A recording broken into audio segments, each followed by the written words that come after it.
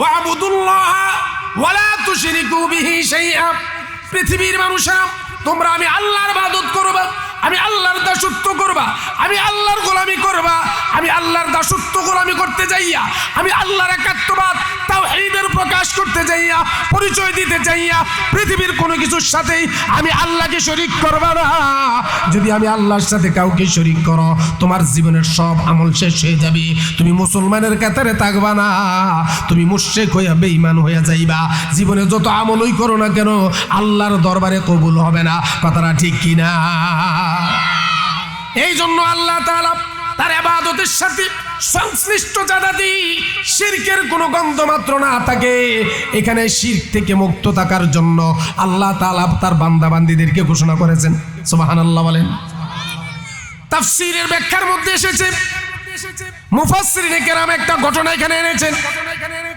আল্লাহ রাসূল সাল্লাল্লাহু আলাইহি ওয়াসাল্লামের একজন জলিল কদর সাহাবী যার নাম মুআয ইবনে জাবাল রাদিয়াল্লাহু তাআলা আনহু। সুবহানাল্লাহ বলেন। উনি বলেন, পৃথিবীর মানুষেরা শোনো, আল্লাহর একাত্মবাদের পরিচয় দিতে যাইয়া, আল্লাহর ওয়াহদানিয়াত রুবুবিয়াতের পরিচয় দিতে যাইয়া, আল্লাহ একক এবং অদ্বিতীয়, আল্লাহ ছাড়া কোনো মাবুদ নাই এই সাক্ষ্য দিতে যাইয়া পৃথিবীর কোনো শাসক, পৃথিবীর কোনো শক্তি, পৃথিবীর কোনো জালেম যদি তোমাকে সেই গরম রক্তের মধ্যে ফালাইয়া দেয়া তোমাকে মাছের মতো ভুনা করে ফেলে, তারপরও তুমি আল্লাহর একাত্মবাদ থেকে ফিরে আসতে পারবা না।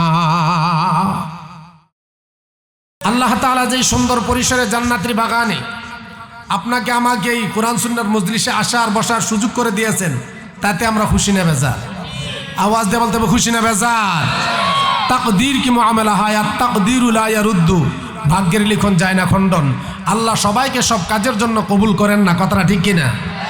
আপনারা মনে করতেছেন মনে হয় আমরা মাহফিলে এসে ঠইকা গেলাম, অনেকে দোকানপাটে রাস্তাঘাটে বৈশা ফাঁকনা ফাঁকনা কথা কয় আর চা খায় আর সিগারেট খায়। কথাটা ঠিক না বেটি? কিন্তু তারা এখনো জানে না আপনারা আল্লাহর জান্নাত পর্যন্ত কদম পৌঁছে দিয়েছে। সুবহানাল্লাহ বলেন। আওয়াজ দিয়ে বলেন না সুবহানাল্লাহ। আজকের মাহফিলে আসার কারণে, বসার কারণে আল্লাহ যদি জান্নাত দিয়ে দেয়, পৃথিবীর কোনো মানুষ কি আল্লাহর কাছে কৈফিয়ত দিতে পারবে? আল্লাহ তারা গুনাহগার, তারা অপরাধী, তারা সুদখোর, তারা জেনাখোর, তারা ব্যভিচার। খালি আলামিননগর মাদ্রাসা মাহফিল গেছে, আপনি তাদেরকে মাফ করে জান্নাত দিয়ে দিয়েছেন, আল্লাহর কিছু কইতে পারবো? কথা কয় না, বলতে পারবে? তাহলে আমরা যা আসছি বসছি, আমরা নিজেরা আসছি নাকি আল্লাহ আমাদেরকে আনাইছে? আওয়াজ দেবেন। তাহলে বুঝতে হবে আমরা নিজেরা আসতে পারি নাই, আল্লাহ তাআলা আমাকে এনেছেন। তাহলে বোঝা গেল আল্লাহর খাস রহমত এবং দয়া আমার প্রতি রহমতের নজর আছে। কথাটা ঠিক না বেটি? এই জন্য আমরা আসতে পেরেছি। কারণ সকলকেই বলবো, কোরআন সুন্নাহর মজলিস জান্নাতের বাগান, যারা আসবেন তারাই কামিয়াব হয়ে যাবে, জীবনের গুনাহগুলো মাফ হয়ে যাবে। বলা যায় না আজকের আশা এবং বসাকে কেন্দ্র করে কাল কঠিন হাসরের ময়দানে আল্লাহ তাআলা আপনাকে আমাকে নাজাত দিতে পারে কি পারে না? আওয়াজ দিয়ে বলেন, পারে কি পারে না? অনেক মানুষ চায়ের দোকানে ঘন্টার পর ঘন্টা, টেলিভিশনের সামনে ঘন্টার পর ঘন্টা বসে থাকে, ধৈর্য হারা হয় না। কথাটা ঠিক কিনা?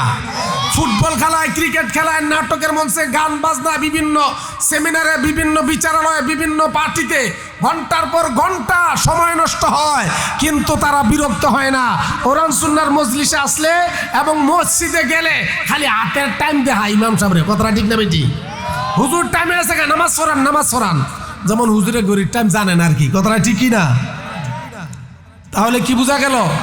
মসজিদে যাওয়ার পরে আপনি যখন কোরআন সুন্নাহর আলোচনার মজলিসে চলে যান, মসজিদে নামাজের জন্য চলে যান, তখন সরাসরি শয়তান তো মসজিদ পর্যন্ত পৌঁছতে পারে না, কিন্তু ওয়াসওয়াসা দিতে পারে। কথাটা ঠিক না বেটি?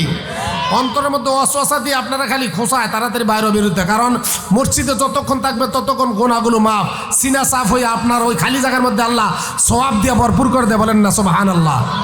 তেমনি ভাবে আপনি যখন নিয়ত করে কোরআন সুন্নাহর মজলিসে আলোচনা শোনার জন্য চলে আসেন, আল্লাহ তাআলা প্রত্যেক কদমে কদমে আপনার আমার জীবনের সগীরা গুনাহগুলো মাফ করে দেয়। বলেন না সুবহানাল্লাহ?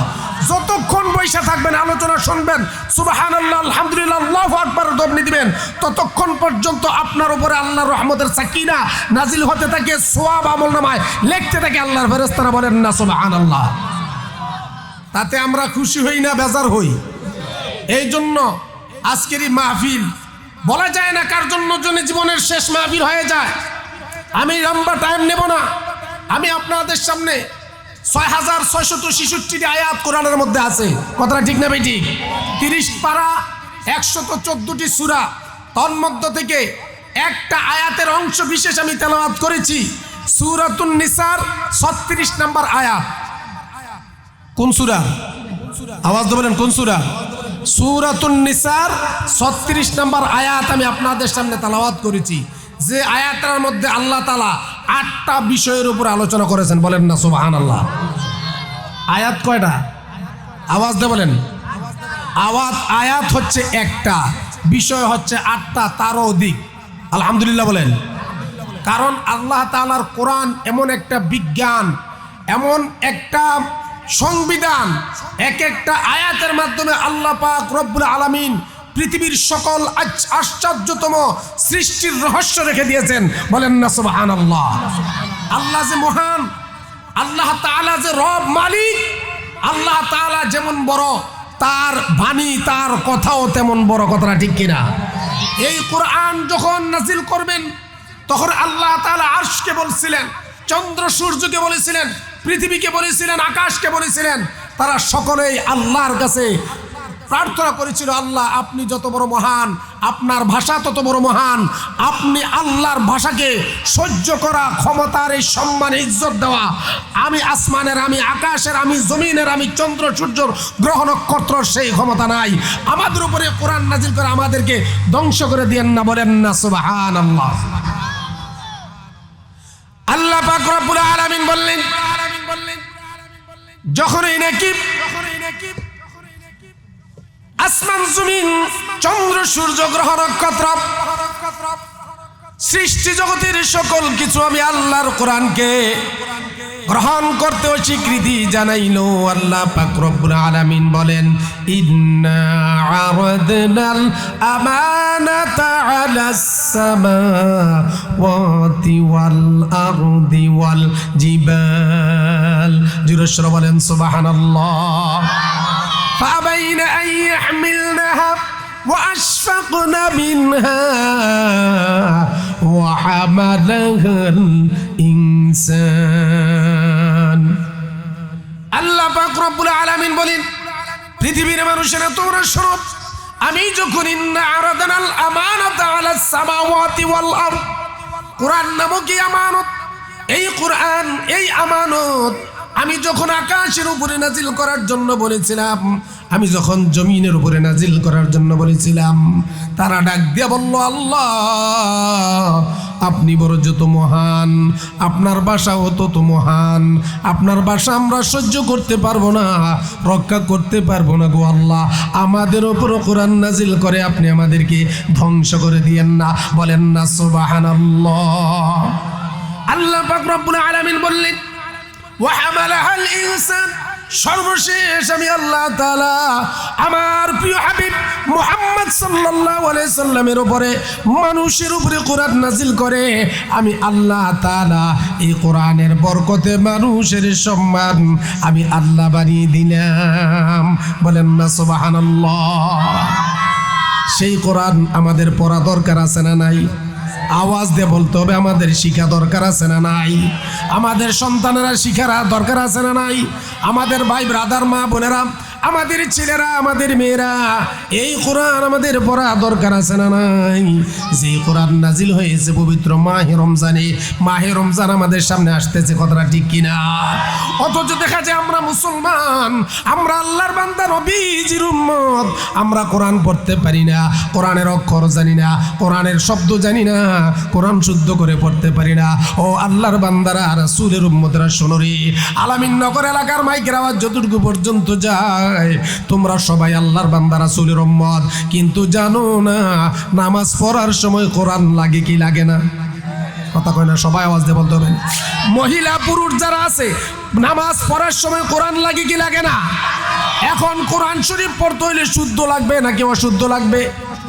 আপনাকে আমাকে শুদ্ধ করে কোরআন তেলাওয়াত করতে হবে।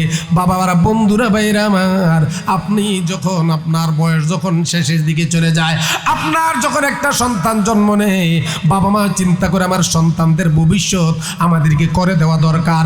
আমরা যখন মরে যাব, যদি সন্তানদের ভবিষ্যৎ করে না দেওয়া যায়, ভবিষ্যৎ মানে কি জানেননি? তাদেরকে ভালোভাবে ইঞ্জিনিয়ার ডক্টরেট পড়ালেখা করাইয়া ব্যাংক ব্যালেন্স তৈরি কইরা 5 তলা 10 তলা বাড়ি একটা তৈরি করে দেওয়া যাওয়া, যারা মৃত্যুর পরে তাদের সন্তানেরা বলতে না পারে বাবা মা আমাদের ভবিষ্যৎ কোনো কিছু কইরা দেয় নাই। কথাটা ঠিক না ঠিক?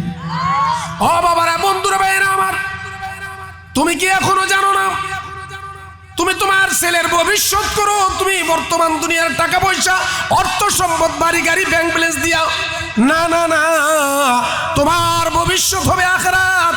তোমার সন্তানের ভবিষ্যৎ হবে আখিরাত, যাতে তোমার মৃত্যুর পরে তোমার প্রথম সেন্টার হলো কবর। কথাটা ঠিক কিনা? ওই কবরে যাওয়ার পরে তোমাকে ব্যাংক ব্যালেন্সের কথা জিজ্ঞাসা করা হবে না, তুমি ব্যারিস্টার, ইঞ্জিনিয়ার, উকিল, পাইলট হয়েছো কিনা জিজ্ঞাসা করা হবে না, তোমার বাড়ি কয়টা আছে, বিল্ডিং কয়টা আছে, তোমার কোন বংশ ছিল এটা জিজ্ঞাসা করা হবে না। তোমাকে আমাকে জিজ্ঞাসা করা হবে তোমার আমার ভিতরে আল্লাহর তাকওয়া, রাসূলের সুন্নাহ এবং নেক আমল ছিল কিনা। কথাটা ঠিক কিনা? এই জন্য বাবারা, বন্ধুরা, ভাইয়েরা আমার, আমরা যারা কোরআন পড়তে পারি নাই, কোরআন শিখতে পারি নাই, এই জন্য আমাদের দরকার হলো আমাদের যে পরবর্তী জেনারেশন, আমাদের মৃত্যুর পরে তারা যাতে আমাদের কবর পাশে দাঁড়াইয়া 5 ওয়াক্ত নামাজ পড়ে পড়ে দোয়া করতে পারে। আল্লাহর শিখানো দোয়া। কার শিখানো দোয়া? আওয়াজ দিয়ে বলেন, কার শিখানো দোয়া? আল্লাহর শিখানো দোয়া যাতে পড়তে পারে। রব্বির হামহুমা কামা রব্বায়ানি সগীরা। আল্লাহ বলেন, তোমরা তোমাদের বাবা মায়ের কবরের পাশে দাঁড়াইয়া সূরাতুল ফাতিহা, সূরাতুল ইখলাস পড়ে যখন রব্বির হামহুমা কামা রব্বায়ানি সগীরা বলে, তোমরা তোমাদের বাবা মায়ের জন্য দোয়া করে রে সন্তান। ও দুনিয়ার মানুষেরা শোনো, আমি আল্লাহ পাক রব্বুল আলামিন সন্তানের দোয়ার বদৌলতে, সূরা ফাতিহা তেলাওয়াতের বদৌলতে, সূরাতুল ইখলাস তেলাওয়াতের বদৌলতে আমি আল্লাহ তাআলা তোমার বাবা মার কবর আযাব 40 বছর পর্যন্ত বন্ধ করে দিই। বলেন না সুবহানাল্লাহ? এমন নেক সন্তান আমাদের রেখে যাওয়া দরকার আছে না নাই? আওয়াজ দেন, দরকার আছে না নাই? এমন সন্তান রেখে যাবেন না মৃত্যুর পরে যারা রাস্তার পাশে দাঁড়াইয়া প্যান্টের চেইন খুইলা দিয়া দাঁড়াইয়া প্রস্রাব করবে, নিটা কোনো ব্যবহার করবে না, পানি ব্যবহার করবে না, শরীরের কাপড় চোপড় যা কিছু আছে না পাক লইয়া সারাদিন বসবাস করবে। কথাটা ঠিক না ভাই? ঠিক। এমন এক সন্তান রেখে যাবেন, প্রস্রাব পায়খানা করবে, ঢিলা গ্লুব ইউজ করবে এবং 5 ওয়াক্ত নামাজ আদায় করবে, কন্টিনিউ সকাল বিকাল কোরআন তেলাওয়াত করবে, 5 ওয়াক্ত নামাজের পরে পরে আপনার আমার জন্য দোয়া করবে। এমন এক সন্তান হাফেজে কোরআন, আলেমী দ্বীন রেখে যাওয়া আমাদের আপনাদের দরকার আছে না নাই?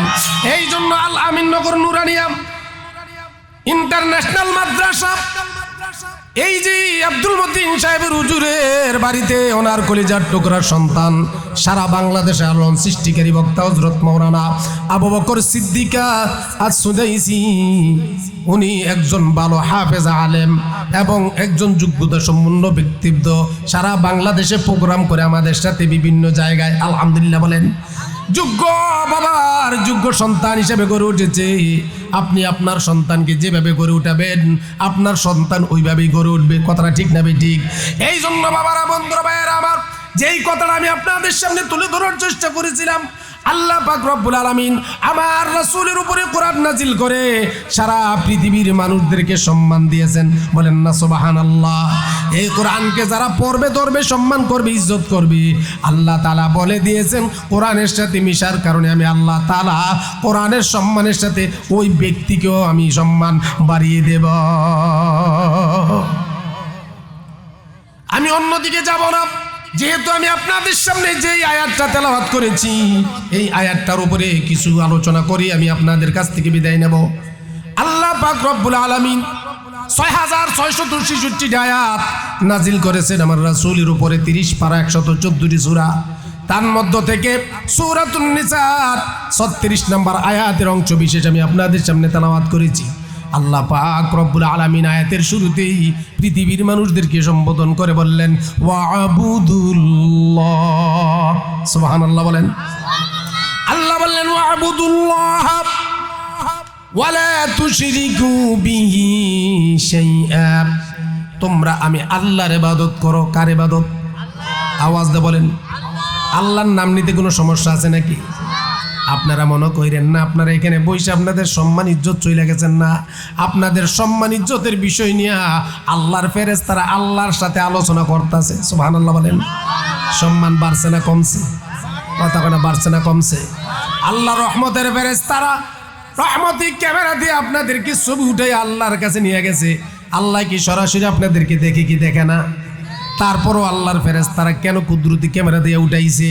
আল্লাহ তাআলা ওই ফেরেশতারা বলছিল আল্লাহ আপনি তাদেরকে তৈরি করেন না দুনিয়াতে যাইয়া বিশৃঙ্খলা করব। আল্লাহ তাআলা ফেরেশতাদেরকে নিয়ে ছবি উঠাইয়া যখন ফেরেশতারা নিয়ে আল্লাহরে দেখায়, আল্লাহ ডাক দিয়া কয় তোমরা না করছিলা আমি আমার বান্দাদেরকে তৈরি করতে। কথাটা ঠিক কিনা? আল্লাহ তাআলা তাদেরকে উল্টা শরম দেয়। আল্লাহ বান্দার ছোটখাটো আমলগুলোকে ছোট আমলগুলোকে বিশাল আকার ধারণ করে আল্লাহ তাআলা বান্দাদেরকে নাজাত দেওয়ার জন্য আল্লাহ তাআলা উসিলা খুঁজবে। বলেন না সুবহানাল্লাহ সুবহানাল্লাহ ওয়ালহামদুলিল্লাহ লা ইলাহা জোরে সুবহানাল্লাহ ওয়ালহামদুলিল্লাহ লা ইলাহা ইল্লাল্লাহ মুহাম্মাদুর রাসূলুল্লাহ সাল্লাল্লাহু আলাইহি ওয়াসাল্লাম। আল্লাহ পাক রব্বুল আলামিন বলেন ওয়াবুদুল্লাহ। পৃথিবীর মানুষেরা একমাত্র আমি আল্লাহর ইবাদত করবে, আমি আল্লাহর দাসত্ব করবে, আমি আল্লাহর হুকুম মানবে, আমি আল্লাহর গোলামি করবা, আল্লাহর জমিনে আল্লাহর দিন কায়েম করবা। আমি আল্লাহকে সে ইবাদত করতে যাই, আমি আল্লাহর হুকুম মানতে যাইয়া লা তুশরিকি বিল্লাহ, আমি আল্লাহর সাথে কাউকে শরীক করবা না। বলেন না সুবহানাল্লাহ। ঘোষণাকার আওয়াজ দিয়ে বলেন ঘোষণাকার। আল্লাহ পাক রব্বুল আলামিন বলেন ওয়াবুদুল্লাহ ওয়ালা তুশরিকু বিহি শাইআ। পৃথিবীর মানুষেরা তোমরা আমি আল্লাহর ইবাদত করবা, আমি আল্লাহর দাসত্ব করবা, আমি আল্লাহর গোলামি করবা। আমি আল্লাহর দাসত্ব গোলামি করতে যাইয়া, আমি আল্লাহর একাত্মবাদ তাওহীদের প্রকাশ করতে যাইয়া, পরিচয় দিতে যাইয়া পৃথিবীর কোনো কিছুর সাথেই আমি আল্লাহকে শরীক করবা না। যদি আমি আল্লাহর সাথে কাউকে শরীক করো তোমার জীবনের সব আমল শেষ হয়ে যাবে। তুমি মুসলমানের কাতারে থাকবা না, তুমি মুশরিক হইয়া বেঈমান হইয়া যাইবা।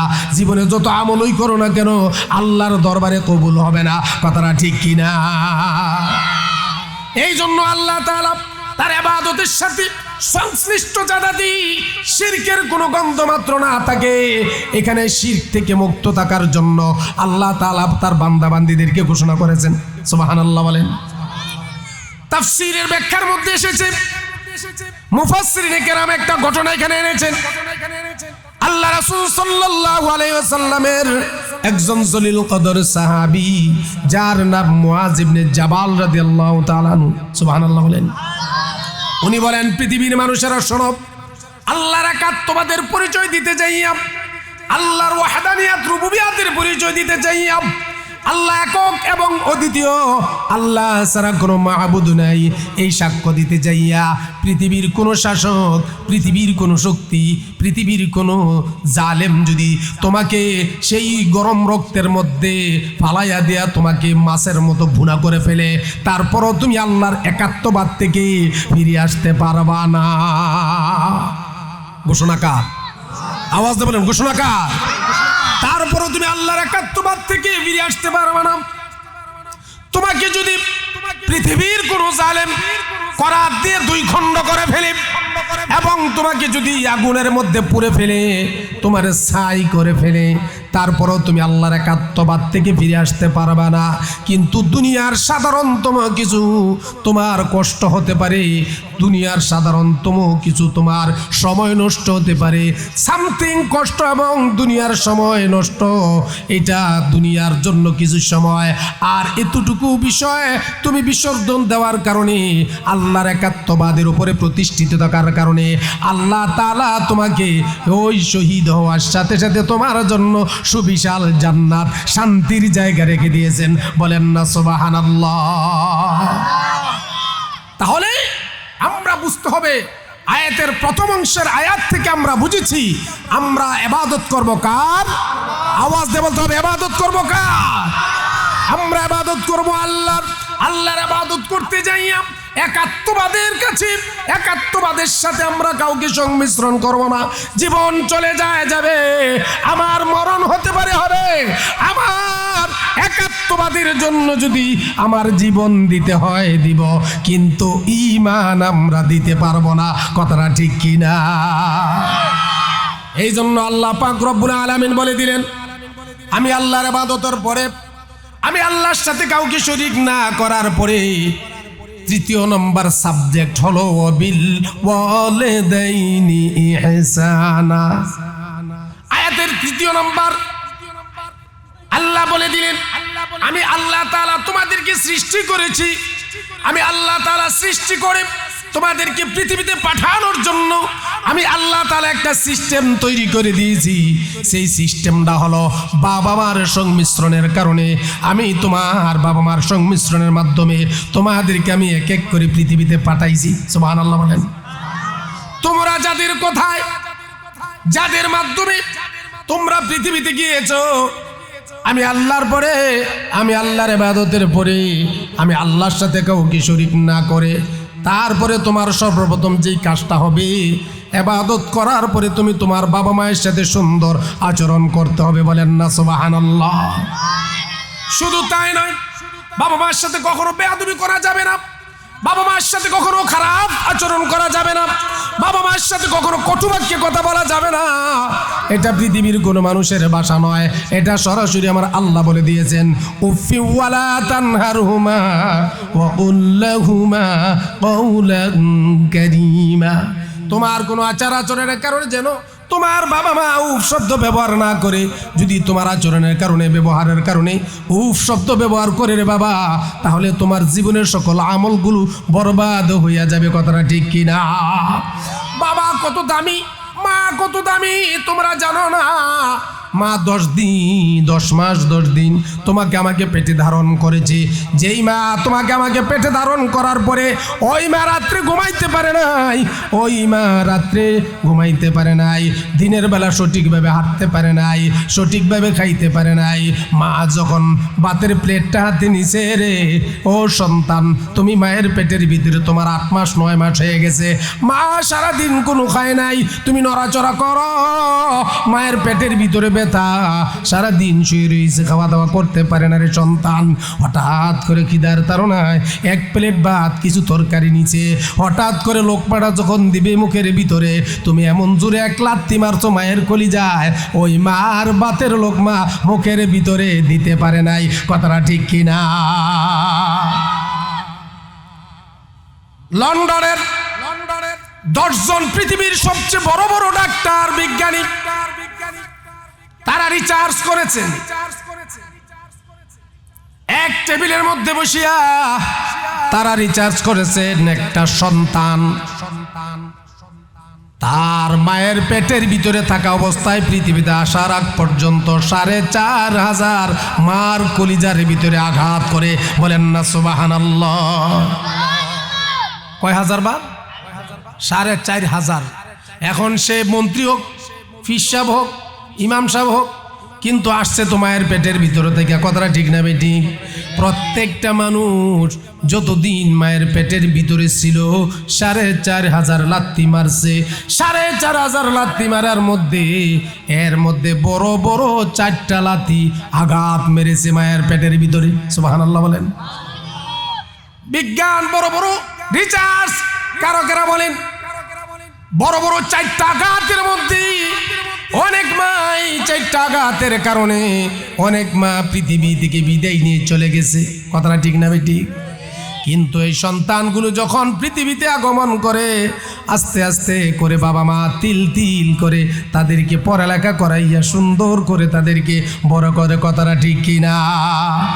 অথচ দেখা যায় বড় বড় করে তিল তিল করে বড় করার পরে আস্তে আস্তে যখন সন্তানগুলো যোগ্যতা সম্পন্ন হয়ে যায়, ভালো চাকরিতে চলে যায়, ভালো একটা অবস্থানে চলে যায়, ওই তখন গরিব বাবা মাকে আর বড়লোক সন্তান পরিচয় দিতে চায় না। ওই গর্ভধারিণী মায়ের সন্তান তখন আর বাবার পরিচয় দিতে চায় না। শ্বশুর বাড়ি আপন হয়ে যায়, বউর আত্মীয় স্বজন আপন হয়ে যায়, নিজের আপন ভাই বোনেরা নিজের আপন বাবা মাকে তেমন একটা পাত্তা দেয় না। দুনিয়া তেমন আছে না না?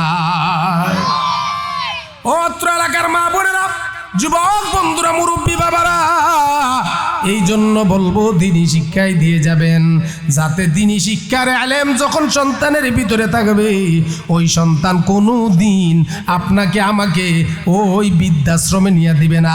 বৃদ্ধাশ্রমে আজকে যত বড় বড় সন্তানেরা আছে, যত বড় বড় সচিবালয় আছে, যত বড় বড় ডাক্তারি আছে, যত বড় বড় পাইলট আছে, তাদের সন্তানেরা তাদেরকে আজকে নিয়ে ওই বৃদ্ধাশ্রমে দিয়ে আসে। কথাটা ঠিক নেবে ঠিক? যদি এক সন্তান রেখে যেতে পারেন, আলেম যত বড় হোক সন্তান আর যত কম শিক্ষিত হোক সন্তান, আলেম আপনাকে কোনো দিন বৃদ্ধাশ্রমে দিবে না। বাবা মাকে সব সময় নিজের কাছে রাখবে, সব সময় সেবা শুশ্রূষা করবে। এই জন্য আল্লাহ বলে দিলেন, ওয়াবিল ওয়ালিদাইনি ইহসানা।